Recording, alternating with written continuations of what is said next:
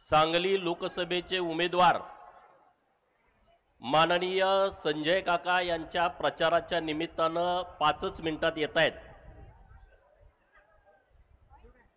व्यासपीठावरती उपस्थित सर्व मान्यवर,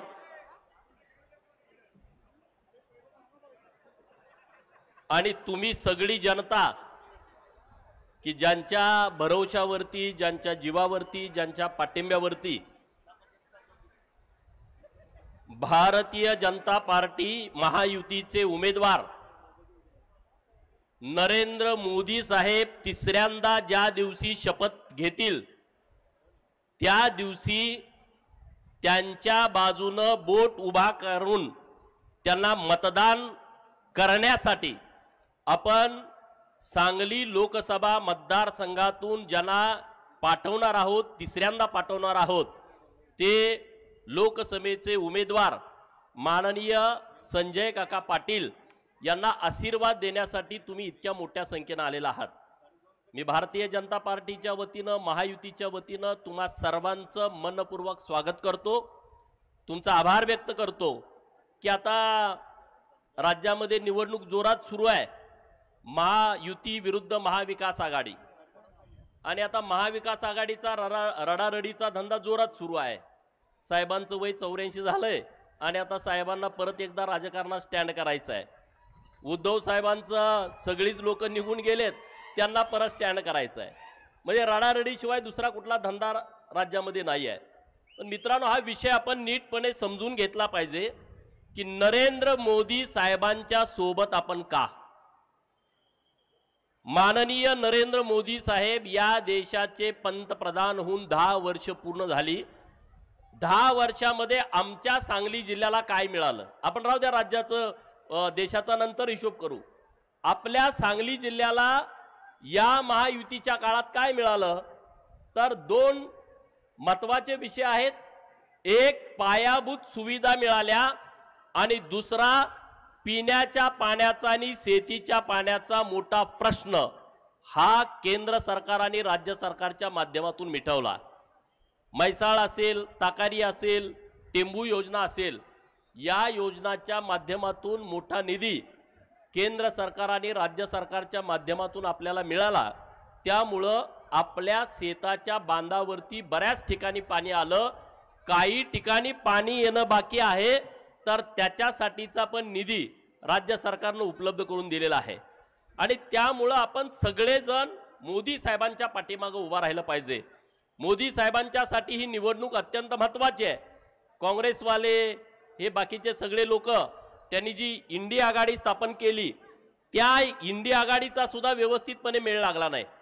त्यांच्यामध्ये सुद्धा मोठी फाटाफूट झाली। ममता बाहेर पडल्या, केजरीवाल बाहेर पडले, हळूहळू एक एक एक एक माणूस त्या आघाडीतून बाहेर पडला।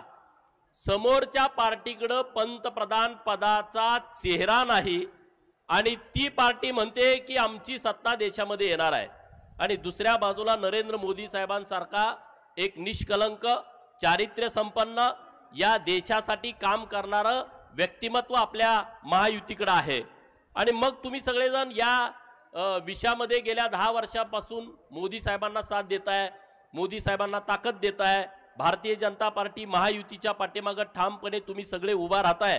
तर तुम्हाला विनंती करण्यासाठी आम्ही आलोय की आता परत एकदा तिसऱ्यांदा संजय काकांना खासदार करण्यासाठी आणि मोदी साहेबांना तिसऱ्यांदा पंतप्रधान करण्यासाठी आपण सगळेजण ताकदीनं महायुतीच्या पाठीमागे उभं राहावं, ही सगळ्या लोकांना मनापासूनची विनंती आहे।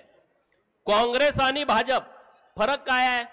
मी परवा जतच्या सभेमध्ये पण सांगितलं। एका वाक्यात सांगायचं म्हटलं तर काँग्रेस आणि भारतीय जनता पार्टी यांच्यामध्ये फरक असा आहे, भारताकडे जर कुणी तिरक्या नजरेनं बघितलं, भारतातल्या सैनिकाच्या विरोधात कुणी काही कारवाई केली, तर त्या अतिरेक्याला पहाटे 3 वाजता पाकिस्तानमध्ये घुसून मारायची क्षमता ज्या पार्टीमध्ये आहे, तिचं नाव भारतीय जनता पार्टी आहे। आणि ज्या अतिरेक्यांनी संसदेवरती हल्ला केला, संसदमध्ये आमचं लोकशाहीचं सर्वोच्च मंदिर आहे, ज्या संसदेवरती ज्या अतिरेक्यांनी हल्ला केला त्यांचा जामीन व्हावा म्हणून पहाटे 3 वाजता सुप्रीम कोर्टाचं दार उघडणारी काँग्रेस पार्टी. हा फरक दोन्हीमध्ये आहे. म्हणजे अतिरेक्यांच्या बाजूला ठामपणे उभं राहणारी ही लोक आहेत. ती लोक आज सन्माननीय विनयजी कोरे सरकार, सावकारांचं आगमन झालंय.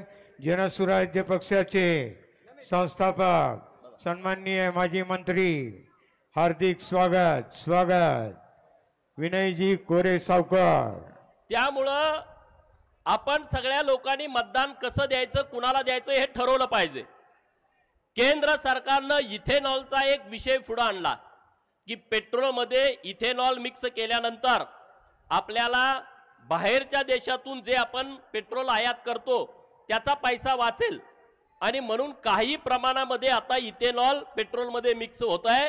तर या वर्षी 44,000 कोटी रुपये हे परकीय देशाकडे जाणारं चलन या एका निर्णयामुळे आपलं थांबलं आणि ते 44,000 कोटी रुपये केंद्र सरकारनं वाचलेले या देशातल्या शेतकऱ्यांच्यासाठी किसान सन्मान योजनेच्या माध्यमातून ते पैसे दिले. म्हणजे असे वेगवेगळ्या आयडिया केंद्र सरकारकडे आहेत आणि त्या नुसत्या आयडिया नाहीत, त्या संकल्पना सत्यात आणण्याच्या दृष्टिकोनातून केंद्र सरकार नेहमी प्रयत्न करतं, सातत्यानं प्रयत्न करतं आणि म्हणून आपण सगळे ताकदीनं माननीय मोदी साहेबांच्या, माननीय देवेंद्र फडणवीस साहेबांच्या पाठीमागे उभा राहिलं पाहिजे. देवेंद्र फडणवीस साहेब आता येणार आहेत. आपल्याकडे महापूर येतो, कृष्णा सगळं काठ, वारणा काठ सगळा महापूर येतो. वडनेरे नावाची समिती स्थापन केली होती मग मुख्यमंत्री असताना आणि त्याचा अहवाल आला. आता व्यासपीठावरती सगळे मान्यवर आहेत, त्यांच्या लक्षात असेल की जेव्हा 2020ला पुराचं वातावरण तयार झालं तेव्हा जयंत पाटलांनी एक कलेक्टर ऑफिसला मीटिंग ठेवली होती. जी मीटिंग मंत्रालयात ठेवणं अपेक्षित होतं पण त्यांना जरा स्टंट करायचं होता. इकडे मी काहीतरी महापुराच्यासाठी काम करतोय असं तसं आणि म्हणून त्यांनी सांगलीच्या कलेक्टर ऑफिसमध्ये वडनेरे समितीचा अहवाल काय आहे याच्यासाठी एक बैठक ठेवली. ती बैठक झाली 2020ला. 2021 आणि 2022च्या जुलै महिन्यामध्ये यांचं सरकार गेलं. 2 वर्ष सरकार असताना सुद्धा त्यांनी वडनेरे समितीचा अहवाल स्वीकारला नाही आणि त्याच्यावरती कुठला निधी दिला नाही. आता या आपल्या महायुतीच्या सरकारनं माननीय एकनाथ शिंदे साहेबांच्या नेतृत्वाखाली आपल्या इथल्या महापुराचा प्रश्न कायमचा मिटावा म्हणून जवळपास 3,500 कोटी रुपये बजेटमध्ये मागच्या मंजूर केले आणि येत्या काही दिवसामध्ये ते काम चालू होतंय की जेणेकरून महापुरापासून आपल्या लोकांना त्रास होणार नाही. अशी कामं या सरकारच्या माध्यमातून सुरू आहेत आणि त्यामुळं तुम्हा सगळ्याला विनंती आहे, सांगली जिल्ह्यातल्या लोकांना विनंती आहे, आत बाहेर काय संजय काकाचं माझं मिटले असले डोक्यातनं सगळे विषय काढून टाका. संजय काका इथं उमेदवार आहेत. आपल्याला माननीय नरेंद्र मोदी साहेबांना तिसऱ्यांदा पंतप्रधान करायचं आहे.